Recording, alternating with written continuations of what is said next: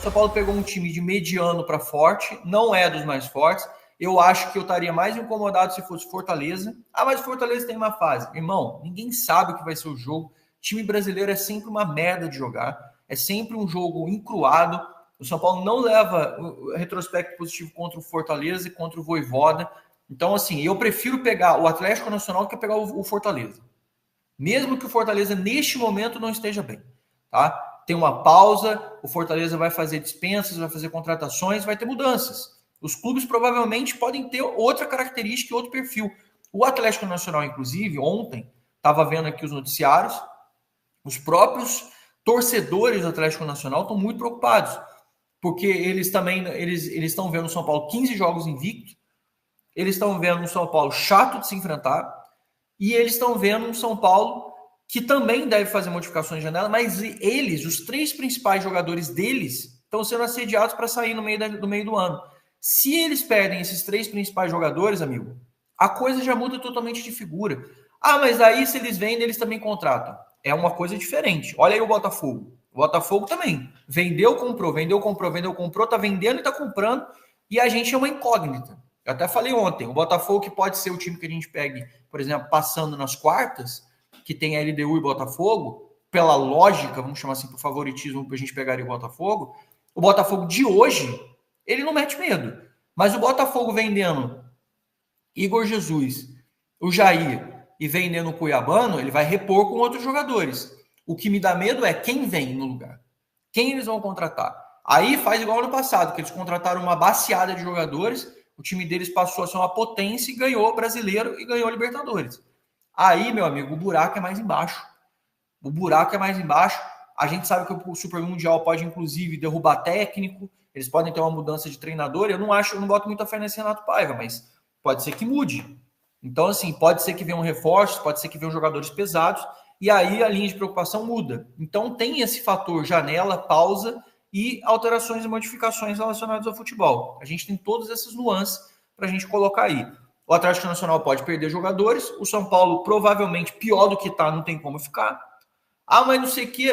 Sim, pior do que está, a gente não vai ficar, gente. Vamos ser honestos. Tem como ficar pior do que está. E o São Paulo vai reforçar nas peças que precisa mesmo, tanto que já foi dito pela diretoria.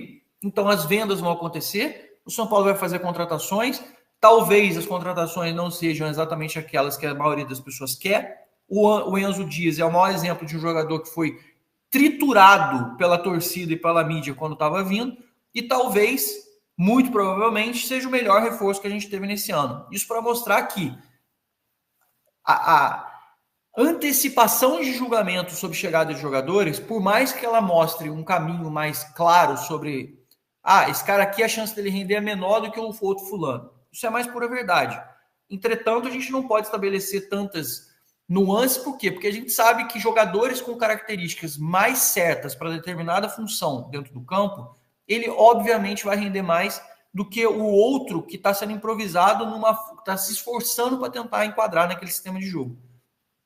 Isso é o que faz a diferença. E aí, obviamente, a gente vai ver retorno do Lucas, retorno do Oscar, só que a gente precisa ter um grupo. E com base no grupo, o São Paulo vai ter que botar aí mais algumas peças para poder dar esse nível de competitividade, ou o São Paulo vai sofrer no segundo semestre inteiro, e todo mundo tem consciência disso. Se o São Paulo vender mais 2 jogadores, por exemplo, vendeu, já tem 114 milhões, e vendeu aí o Pablo Maia e o Matheus Alves, vamos imaginar que pegue aí mais, sei lá, 150 milhões nessas 2 vendas. Estou chutando, tá? O São Paulo vai ter um fluxo já garantido para poder fazer algumas contratações. Se o São Paulo, por exemplo, conseguir fazer algum tipo de aporte, algum tipo de troca, algum tipo de negociação, fazendo uma simulação aqui, o São Paulo se livra faz uma troca, cede o Luan, que está parado, e pega em troca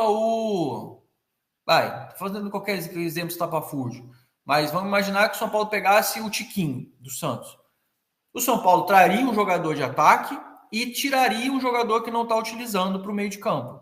E aí o São Paulo conseguiria fazer algum tipo de compensação, aí conseguiria fazer algum tipo de flexibilização e já ao mesmo tempo estaria trazendo um jogador com um perfil mais próximo do que o Zubeldia quer. Eu nem acho que o Tiquinho seja exatamente esse cara de ficar brigando por bola no meio de campo.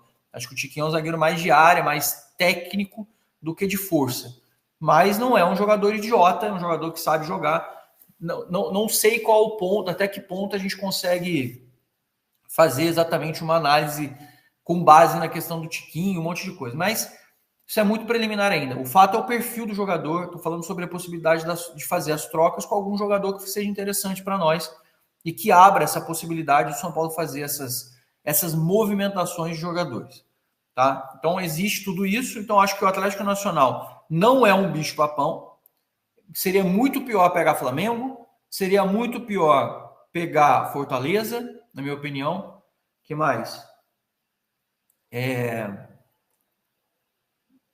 Acho que seria muito pior pegar um time argentino. Acho que argentino é sempre nojento de pegar, é sempre muito chato, é sempre muito difícil. Eu acho que são jogos extremamente enjoados. O Flamengo sofreu para ganhar do Central Córdoba. Para ganhar, não. O Flamengo não ganhou o Central Córdoba no Maracanã, perdeu. E o Flamengo empatou na casa dos caras. Ou seja, o bicho-papão no cenário brasileiro, que é o Flamengo, ele sofreu para ganhar do Central Córdoba, que nem classificado foi na Copa Libertadores, no final das contas, acabou ficando na Sul-Americana e vai disputar lá os playoffs. Ou seja, a gente está falando aqui, colocando os pingos nos is, porque a gente sabe que o cenário, quando envolve times argentinos, é sempre muito complicado.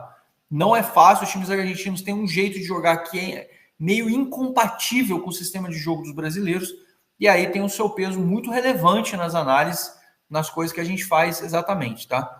Então a gente tem que relevar muitas coisas. E sobre a preocupação sobre o Botafogo, se o São Paulo tiver ajustado o time e passado do Atlético Nacional, eu não vejo nenhuma impossibilidade do São Paulo conseguir passar.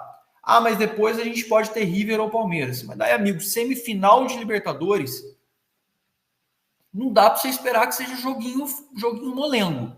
Semifinal de Libertadores, eu espero qualquer coisa. Porque semifinal de Libertadores já é quase final. Então, não dá para esperar que seja um joguico. Ah, mas ano passado foi o Peñarol e...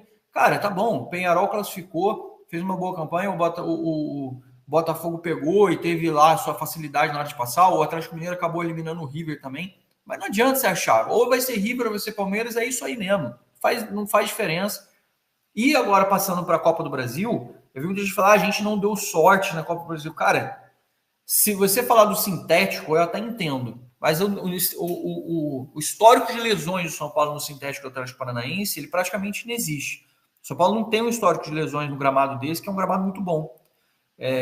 Claro que o jogo muda, tem umas alterações, mas o São Paulo já faz muito tempo que não faz jogos péssimos lá e pífios na arena do Atlético Paranaense. Lembrando que o São Paulo tem um histórico de eliminações maior, apesar dele ser nosso vice de 2005, o São Paulo tem um histórico de mais eliminações para o Atlético Mineiro em mata-mata do que o contrário, tá? Então o histórico é favorável ao Atlético Paranaense.